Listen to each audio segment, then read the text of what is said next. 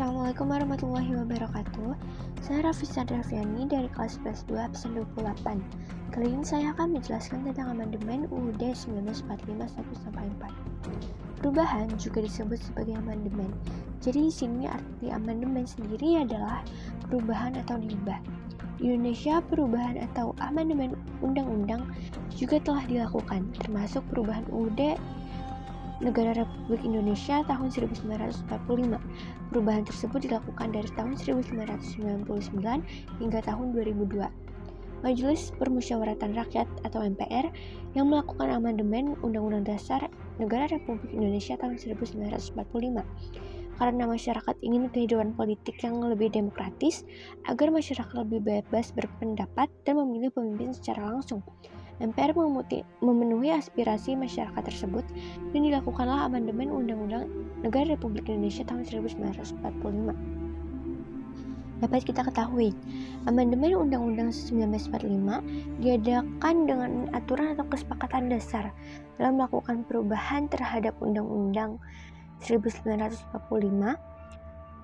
yakni tidak mengubah pembukaan Undang-Undang Dasar 1945, tetap mempertahankan NKRI, mempertegas sistem presidensial serta penjelasan Undang-Undang 1945 yang memuat hal-hal normatif akan dimasukkan ke dalam pasal ataupun batang tubuh.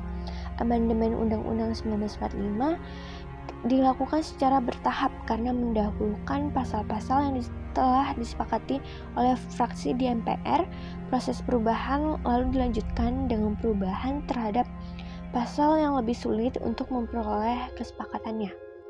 Oke, selanjutnya ada amandemen yang pertama. Amandemen pertama dilaksanakan pada Sidang Umum MPR pada tanggal 14-21 Oktober tahun 1999. Pada hasil amandemen yang pertama mendapatkan hasil meliputi 9 pasal dan 16 ayat, yaitu pasal 5 ayat 1, pasal 7, pasal 9 ayat 1 dan 2, pasal 13 ayat 2 dan 3, pasal 14 ayat 1 dan 2, pasal 15, pasal 17 ayat 2 dan 3, pasal 20 ayat 1-4, dan pasal 21. Lanjut pada amandemen yang kedua dilaksanakan pada sidang tahunan MPR pada tanggal 7-18 Agustus tahun 2000. Perubahan kedua ini ditetapkan pada tanggal 18 Agustus 1945. Hasil amandemen kedua meliputi 27 pasal dalam 7 bab. Selanjutnya ada amandemen yang ketiga. Pada amandemen yang ketiga ini dilaksanakan pada sidang tahunan MPR juga, tanggal 1-9 November tahun 2001. Amandemen ketiga ini ditetapkan pada tanggal 9 November tahun 1945. Hasil amandemen yang ketiga ini meliputi 23 pasal dalam 7 bab. Yang terakhir ada amandemen yang keempat. Amandemen keempat ini dilaksanakan pada sidang MPR tahunan pada tanggal 1-11 Agustus tahun 2002. Hasil amandemen ini meliputi 19 pasal yang terdiri dari 31 butir ketentuan serta menghapus 1. Walaupun UUD mengalami 4 kali amandemen, tapi semua perubahan itu tetap menggunakan Pancasila sebagai dasar negara. Bisa disimpulkan bahwa perubahan amandemen UUD 1945 hanya berjarak 1 tahun untuk perubahannya. Selanjutnya ada hasil perubahan. Amandemen yang pertama, masa jabatan presiden dibatasi maksimal hanya 2 periode atau 10 tahun. Bunyi pasal sebelum amandemen dan sesudah amandemen sebagai berikut.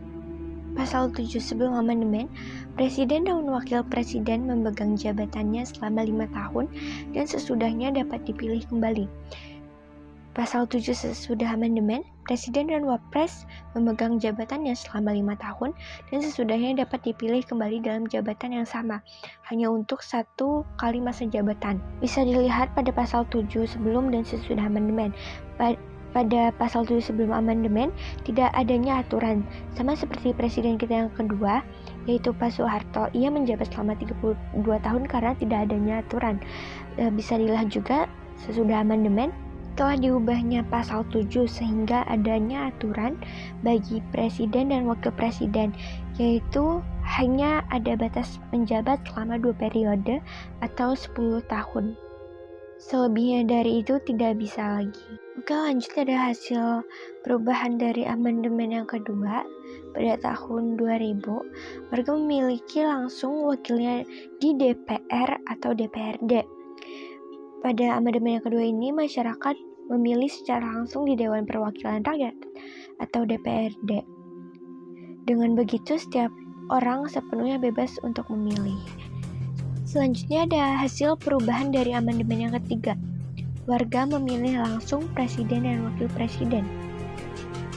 Pada amandemen yang ketiga ini, rakyat bisa memilih presiden dan wakilnya secara langsung.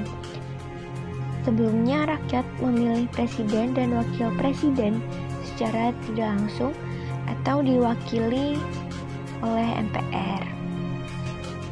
Lanjut dari hasil perubahan amandemen yang keempat, yaitu anggaran pendidikan paling sedikit 20%. Nah, pada amandemen yang keempat ini dimaksudkan untuk meningkatkan kualitas pendidikan bagi masyarakat Indonesia, untuk seluruh masyarakat Indonesia. Oke, sekian dari saya tentang hasil amandemen tentang perubahan Undang-Undang Dasar 1945. Mohon maaf bila ada salah kata.